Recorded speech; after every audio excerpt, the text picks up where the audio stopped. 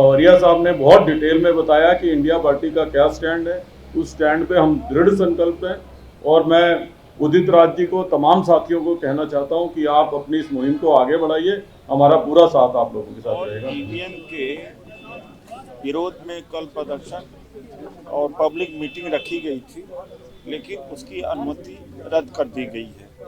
किसान 300 किलोमीटर दूरी पर आंदोलन कर रहा है, तो जंतर मंतर पर रोकने का क्या मतलब होता है। हम ईवीएम के खिलाफ डटे हैं। कल 22 तारीख को आंदोलन होगा। माननीय दिग्विजय जी और कपिल सिब्बल जी और आपके सलमान खुर्शीद जी, ये सभी कल शामिल होंगे। तो ये अमित शाह जी के भ्रष्ट पुलिस अधिकारियों ने एक अपराध किया है, सुप्रीम कोर्ट का कंटेम्प्ट किया है 2020 के ऑर्डर का, और उस कंटेम्प्ट को जो कंटेम्प्ट करके जो ऑर्डर हुआ है, आज तक दिल्ली पुलिस ने कोई गाइडलाइंस, सरकार ने कोई गाइडलाइंस नहीं बनाई है। 2020 के सुप्रीम कोर्ट के ऑर्डर के बावजूद के 2 महीने के अंदर अंदर आपको गाइडलाइंस बनानी पड़ेंगी। तो अगर गाइडलाइन नहीं बनाई है तो जंतर मंतर पे ही नहीं, मैं आप लोगों को ये कानूनी बात बता रहा हूँ, दिल्ली के किसी भी कोने पे, किसी भी जगह से कितना भी बड़ा प्रदर्शन हो, जब तक वो शांतिपूर्ण है, रोकने का कोई कानूनी ताकत दिल्ली पुलिस की, अमित शाह साहब की पुलिस के पास नहीं है। ये भ्रष्टाचार के जरिए, ये दबाव बना के जबरदस्ती जो क्रिमिनल ऑर्डर्स पास किए जा रहे हैं, इसका संज्ञान हम नहीं लेते। अब क्या करने वाले हो सर आगे आप लोग? कल प्रोटेस्ट होगा। अमित शाह जी को गोलियां चलवानी है, गोली चला ले।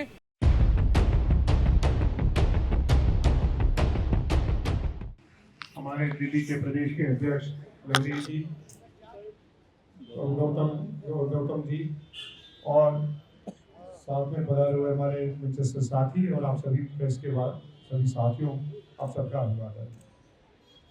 आप सब जानते हैं कि पूरा देश एक ऐसी परिस्थिति से गुजर रहा है कि जहां एक अघोषित इमरजेंसी लागू कर दी गई है।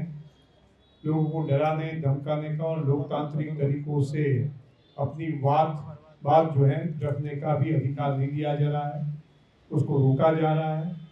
और 144वीं कलम और कई जो है लीगल प्रावधान का उपयोग करते हुए जो एक संविधान का एक सबसे बड़ा लोकतंत्र का हमारा एक हथियार है। I will request my friends please, जो एक हमारा हथियार है वो लोगों से छीना जा रहा है। और ये परिस्थिति को एक दोहरे मापदंड से अपनाया भी जा रहा है। वेस्ट बंगाल में वो जब चुनाव लड़ते हैं, बड़ी हिंसा की आशंका होती है। अमित शाह जी मोर्चा निकालना चाहते हैं, देश के गृह मंत्री होते हुए भी उसको बंगाल गवर्नमेंट परमिशन नहीं देती है, तो कलकत्ता हाईकोर्ट से उसका ऑर्डर लाया जाता है और वो जो है प्रदर्शन किया जाता है। मगर यहाँ शांतिपूर्ण तरीके से जो उदित राज जी ने और उनके साथियों ने जो कल का प्रदर्शन का निश्चय किया था, वो शांतिपूर्ण तरीके से उसको भी जो मना कर दी जा रही है। मैं समझ रहा हूँ कि पूरी मोदी सरकार आज एक अनडिक्लेयर्ड डिक्टेटर के फॉर्म में आ गई है, तानाशाही में आ गई है, और ये देश में लोकतंत्र को खत्म कर रही है। और मेरा तो आपके जरिए सुप्रीम कोर्ट हाई कोर्ट को भी जो है एक अपील रहेगा कि इसके संज्ञान लेते हुए ये देश में जो अगले आने वाले चुनाव में लोग अपनी बात बड़ी जो है साफ तरीके से कोई बिना डर रख सके, इसी प्रकार की परिस्थिति का निर्माण करने में भी कुछ मदद करें। उदित राज जी ने आपसे कहा, हम सब लोगों के मन में आशंकाएं रहती हैं, कई 10 साल से रहती है। जो 3 लास्ट स्टेट के नतीजे आए, उसके पहले पूरे देश के सेफोलॉजिस्ट, चैनल्स वाले, सर्वे वाले, political analyst, editors, political workers, वहां तक कि पार्टी के वर्कर्स और खुद भाजपा के लीडर्स कह रहे थे कि भाजपा तीनों राज्यों में पूरी तरह से हार रही है। मगर वहां 2/3 से बहुमत से भी जो है छत्तीसगढ़ और मध्य प्रदेश में सरकार बनने जा रही है। उसके तहत लोगों के मन में एक गंभीर आशंका पैदा हो गई कि यहाँ कुछ न कुछ जरूर से गड़बड़ है। पहले भी कई बातें आती थी, मगर उसको एक पुष्टि मिली कि ये मतदान की जो पद्धति है उसमें कई शंका है। हम सब जानते हैं कि लोकतंत्र की बुनियाद होती है कि जिसको भी हम मत करते हैं वो मत उसके नाम पे रजिस्टर हुआ कि नहीं हुआ, सही तरीके से हुआ कि नहीं हुआ, वो देखने का एक मतदाता का अधिकार रहता है। मगर ये अभी जो पद्धति बनाई है वो वीवीपैट में 7 सेकंड के लिए एक स्लिप दिखाई जाती है, फिर वो ब्लैक बॉक्स में ब्लैक कांच के पीछे चली जाती है, वहाँ कितनी प्रिंट हुई किसकी नहीं हुई, तो उस पर डबल प्रिंटेड सर्किट है नहीं है, कई प्रकार की बातें होती हैं। तो ये बातों की वजह से लोगों के मन में गंभीर आशंका है। आज पूरे देश में जो प्रकार के मसले हैं, बेरोजगारी है, महंगाई है, महिलाओं का उत्पीड़न का मामला है, किसानों का मामला है, युवाओं की बेरोजगारी, उसके शोषण का मामला है, लॉ एंड ऑर्डर का मामला है, अंतर्राष्ट्रीय सीमा के पर का मामला है, बड़े बड़े करप्शन और कौभांड के मामले हैं, और वो इतनी बुरी परिस्थिति की होने के बावजूद कहा जाता है कि हम तो बहुत ही पॉपुलर हैं और 400 सीट अब लेके आएंगे। वो प्रकार का बड़ी आत्मविश्वास के साथ वो कई प्रकार की भी बातें की जाती हैं, तो लोगों के मन में जरूर से आश्चर्य होता है कि ये क्या है। ये सभी चीज़ों का संज्ञान लेते हुए इंडिया अलायंस की ओर से एक छोटा सा एक रिजोल्यूशन रख दिया गया कि ठीक है आप ईवीएम लगाते हैं करते रहो, उसमें कोई आपत्ति नहीं है, मगर उसमें से जो स्लिप निकलती है जो आप 7 सेकंड के लिए दिखाते हैं वो मतदाता के हाथ में रख दो। दुनिया के कई लोकतंत्र में जैसे यूएस है, ब्रिटेन है, फ्रांस है, जापान जिसमें ईवीएम इंट्रोड्यूस हुआ था वो है, वो सभी लोगों ने जो है ईवीएम से किनारा कर लिया, और वहाँ तक कि पाकिस्तान और बांग्लादेश जैसे देश जिसको हम अपने से भी कहीं पीछे समझते हैं, वो लोगों ने भी जो है ईवीएम से जो है किनारा कर लिया और वहाँ भी बैलेट ला दिए। तो वहाँ हर जगह पे जो है बैलेट ला दिए हैं, मगर अमेरिका के 2-3 राज्यों में जहाँ अभी भी जो है ईवीएम यूज़ करते हैं, मगर उसको वीवीपैट से जो स्लिप दी जाती है वो बार करके मतदाता के हाथ में रखी जाती है, उसमें समय होता है, तारीख होती है और ईवीएम का नंबर होता है, और वो मतदाता खुद ही बैलेट बॉक्स में डाल देता है और बैलेट बॉक्स और ईवीएम की कंपैरिजन कर दी जाती है। तो इसी प्रकार की जो है पद्धति यहाँ एडॉप्ट की जाए। हमारा तो डिमांड बहुत स्मॉल है कि जो है इलेक्शन कमीशन और सुप्रीम कोर्ट को इसका संज्ञान लेना चाहिए कि ये देश के लोग जो है नागरिक मतदाता मांग रहे हैं, पॉलिटिकल पार्टीज मांग रही हैं कि वो स्लिप है वो मतदाता के हाथ में रख दी जाए, वजह कि वो ब्लैक बॉक्स में कहीं पीछे चली जाए जिसका किसी को अता पता नहीं हो, उसमें कोई सील हुआ नहीं हुआ, किसी ने एडिशन कर दिया नहीं दिया, क्या प्रिंटिंग हुआ वो नहीं, उसकी जगह हाथ में दे दो। तो हम लोगों ने एक अभियान जो है उदित राज जी ने छेड़ रखा है, मेरा मत मेरे हाथ, मेरी पर्ची मेरे हाथ। वो पर्ची मतदाता के हाथ में दे दें। मैं आप सबसे कह दूं कि आप लोगों का कोई फंक्शन है, मैं कहना चाहता हूं कि यहाँ कोई आपने एक बॉक्स रखा है कि जिसमें कोई आप इनाम घोषित कर, मैं कहता हूँ यहाँ मैं ये 100 की गड्डी है, 100 रुपये की 10,000 रुपये का मैं इनाम देना चाहता हूँ, मैं गड्डी डालना चाहता हूँ। तो आप में से कोई आयोजक मुझसे कह देते कि सर मेरे हाथ में दे दो, मैं देख के डाल दूँगा, उसको तो 10,000 देना ही है, तो वो 10,000 की गड्डी में आपके हाथ में दे दो, आप उसमें डाल दो।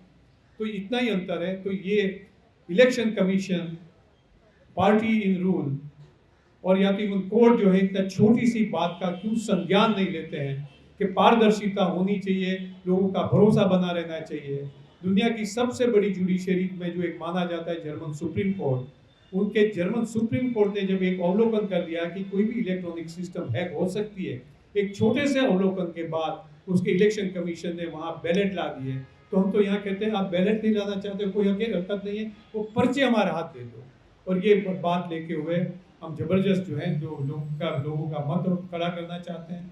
ये हमारी सिविल सोसाइटी, प्राचार्य साहब, पूरे देश के एडवोकेट, जाने माने एडवोकेट हर जगह पे आज प्रदर्शन हो रहा है। अनफॉर्चुनेटली मीडिया का इतना सपोर्ट नहीं मिल रहा है, तो उसकी वजह से बात लोग तक नहीं पहुँचती है। मगर आप सभी जो साथी हैं, आप सबसे मेरा निवेदन है, सोशल मीडिया के जरिए, आपकी चैनल के जरिए, आपके पास जो एक जो कोई डिस्कशनरी जो एक समय रहता है, उसमें जरूर से ये देश के लोकतंत्र के सुदृढ़ करने के लिए आप ये बात को जरूर से आप हमारी पुष्टि करें। इसके लिए हम आपके बीच में आए। आप सबका बहुत धन्यवाद। आज ये राष्ट्रीय स्तर पर मुद्दा बना हुआ है। मैं केवल एक ही मुद्दा आप लोगों को बताना चाहता हूँ कि 8 अक्टूबर 2013 को सुप्रीम कोर्ट ने अपने जजमेंट में लिखा है कि ईवीएम मशीन के द्वारा फ्री, फेयर एंड ट्रांसपेरेंट चुनाव नहीं हो सकता। ये खबर नेशनल मीडिया में फ्रंट पेज पर आनी चाहिए थी। बहुत दुख के साथ कहना पड़ रहा है, किसी भी अखबार ने अखबार के पिछले पन्ने पर भी और इस खबर को ब्लैकआउट कर दिया गया। आपके माध्यम से मैं केवल इतना ही कहना चाहता हूँ, जब सुप्रीम कोर्ट ऐसा कहती है कि केवल ईवीएम मशीन के द्वारा फ्री, फेयर एंड ट्रांसपेरेंट चुनाव नहीं हो सकता, तो इसका मतलब सुप्रीम कोर्ट ने सारी चीज छानबीन करने के बाद ही कहा। जब सुप्रीम कोर्ट ने कहा तो चुनाव आयोग को मान देना चाहिए। तो इसलिए मैं केवल यही कहना चाहता हूँ कि इस पर अमल करने के लिए कोई व्यवस्था की जानी चाहिए। तो व्यवस्था हो नहीं रही है, तो इसकी जब तक व्यवस्था नहीं होती है, फ्री, फेयर एंड ट्रांसपेरेंट चुनाव जो संविधान में भारत के मतदाताओं को आश्वासन दिया गया है, और फ्री, फेयर एंड ट्रांसपेरेंट चुनाव भारत के मतदाताओं का मौलिक अधिकार है। ये केवल अधिकार नहीं है, ये फंडामेंटल राइट है। इसका वायलेशन हो रहा है। इसको रोकने के लिए निश्चित रूप से कदम उठाए जाने चाहिए। चुनाव आयोग को मेरी इतनी ही मांग।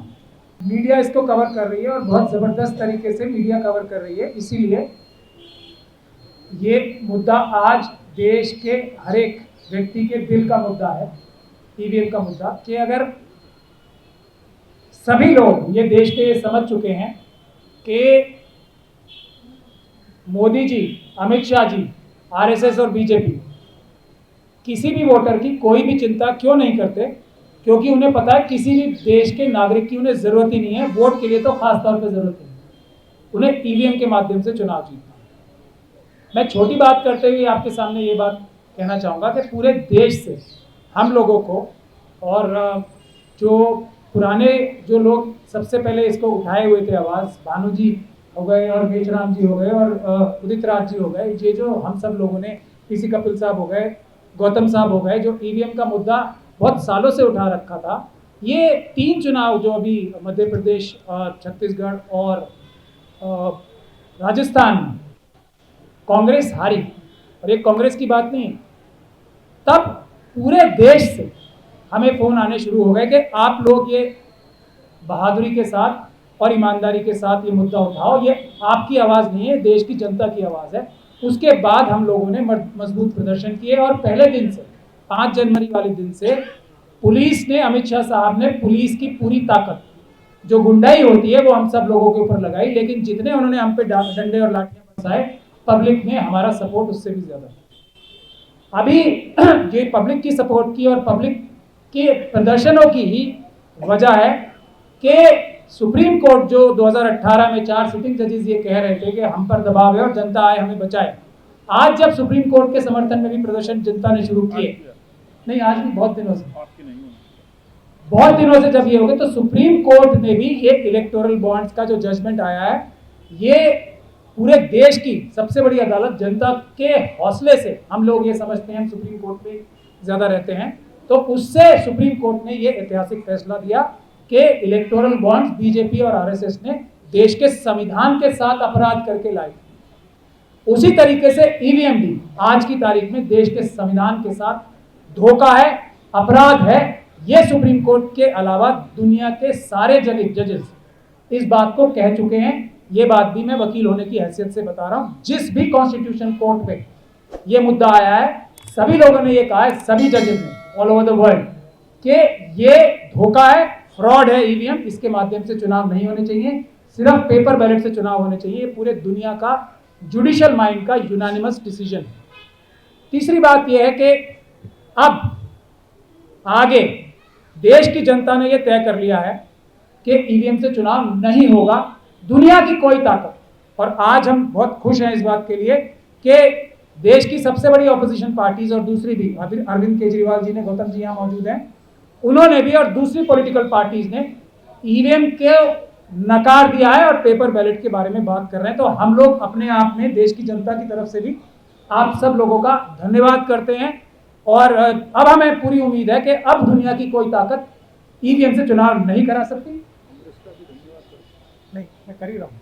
कांग्रेस का ही धन्यवाद कर रहा हूँ कि उन्होंने सबसे पहले आज भी आके सामने आके, क्योंकि सबसे बड़ी प्रिंसिपल ऑपोजिशन पार्टी है, उसी का मैंने सबसे पहले नाम लिया। सबसे बड़ी जिम्मेदारी भी कांग्रेस पार्टी की है, क्योंकि प्रिंसिपल ऑपोजिशन पार्टी कांग्रेस ही है और जनता ने सबसे ज्यादा वोट भी कांग्रेस पार्टी को दिए हैं, बावजूद इसके कि ईवीएम के माध्यम से पिछली बार भी 20 से 25% वोटों का घपला और धांधली हर इलेक्शन में भारतीय जनता पार्टी ने की है।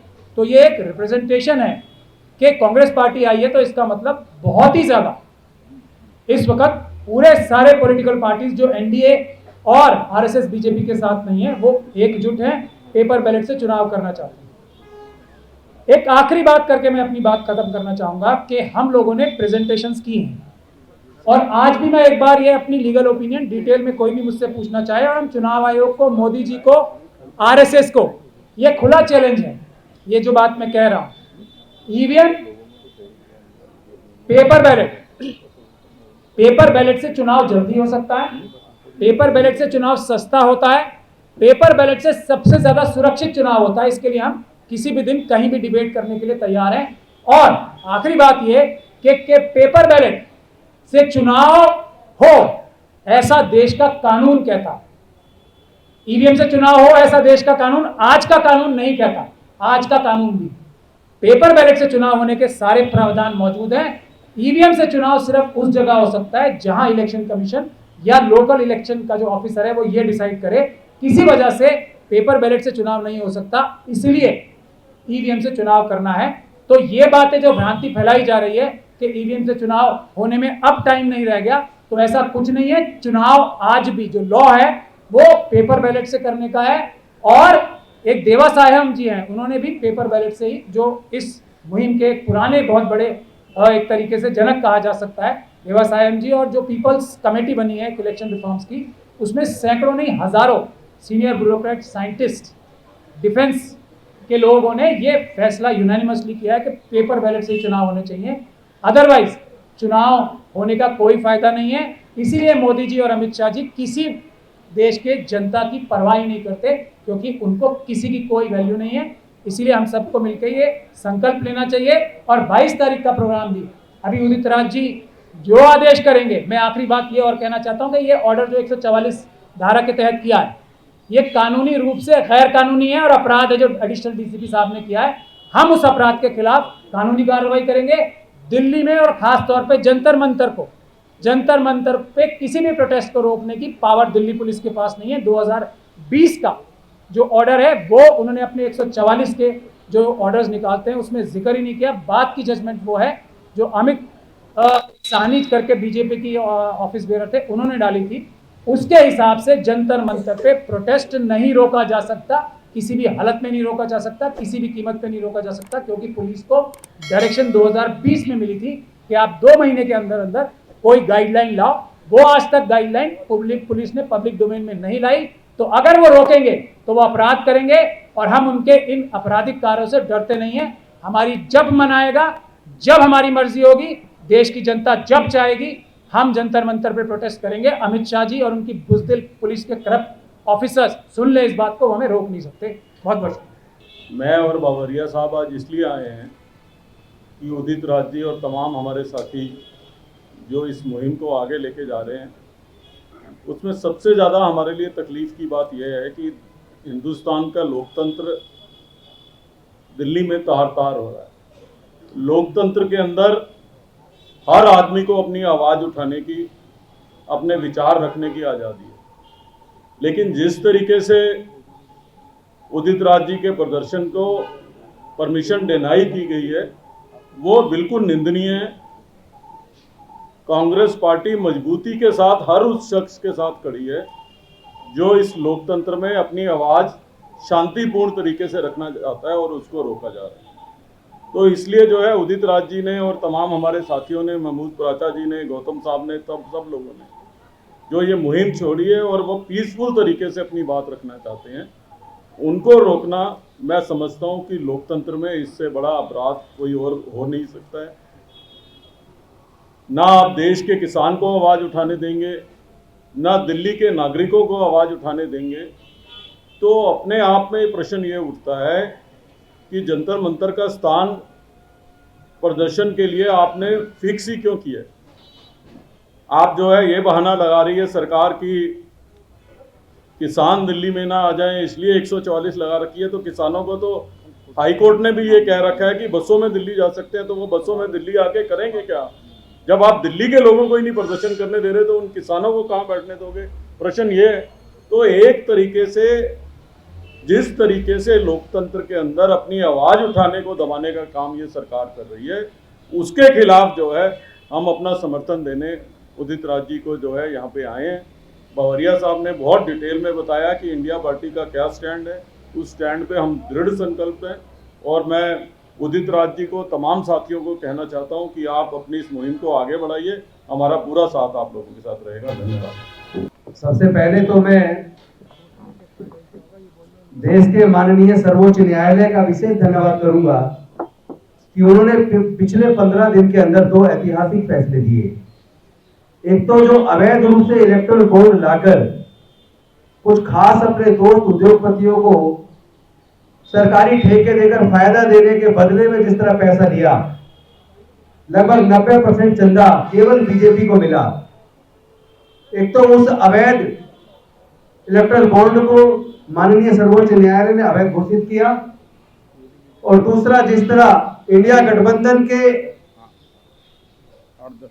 मेयर के चुनाव में जो इंडिया गठबंधन का प्रत्याशी था कुलदीप कुमार, जिसके फेवर में 20 वोटें थी और भारतीय जनता पार्टी के पास 16 वोटें थी, लेकिन अनिल मसीह जिसके मसीहा मैं समझता हूं कि भारतीय जनता पार्टी के शीर्षस्थ नेता थे, उन लोगों ने अनिल मसीह को प्रिजाइडिंग ऑफिसर बनाया। और आपको पता होगा कि चंडीगढ़ केंद्र शासित प्रदेश है और प्रिजाइडिंग ऑफिसर नियुक्त करने की फाइल, मनोनीत करने की फाइल वो होम मिनिस्ट्री में आती है एडमिनिस्ट्रेटर के थ्रू, और देश के गृह मंत्री जी के सहमति से उनको प्रिजाइडिंग ऑफिसर बनाया। किस तरह 20 में से 8 वैलिड वोटों को उन्होंने पेन चलाकर अवैध कर दिया, डिफेस कर दिया, और वो सुप्रीम कोर्ट के सामने वीडियो रखा गया और उन्होंने देखा। इस तरह तो देश के अंदर प्रजातंत्र बचेगा नहीं उसको। और उसके बाद जब देखा कि सुप्रीम कोर्ट सख्त है, तो 3 निगम पार्षदों को उन्होंने डरा धमका के खरीद लिया, लेकिन सुप्रीम कोर्ट ने कहा कि हम हॉर्स ट्रेडिंग नहीं होने देंगे, और देश के प्रजातंत्र को, संविधान को बचाने के लिए उन्होंने जो ऐतिहासिक फैसला दिया, मैं इसके लिए देश के सर्वोच्च न्यायालय को और देश के सर्वोच्च न्यायालय के मुख्य न्यायाधीश को धन्यवाद करता हूं।